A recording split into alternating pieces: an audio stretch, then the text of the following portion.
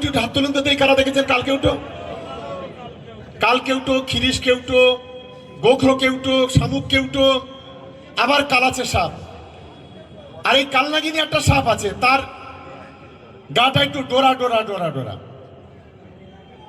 আপনি সাপে কামড়ালে বাঁচতে পারবেন। আপনাকে যদি কালকেউটো যদি কাটে, আপনি হসপিটালে যাবেন, বেঁচে যাবেন।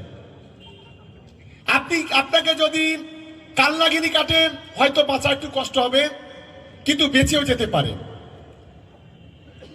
কিন্তু আজকে যারা ধর্মের কালোবাজারি, টুপি মাথায় দিয়ে যারা মিথ্যা কথা বলে, সাপের বিষের চাইতে এরা ভয়ঙ্কর, এটা কিন্তু মাথায় রাখবে। লড়াইটা আমাদের তাদের বিরুদ্ধে,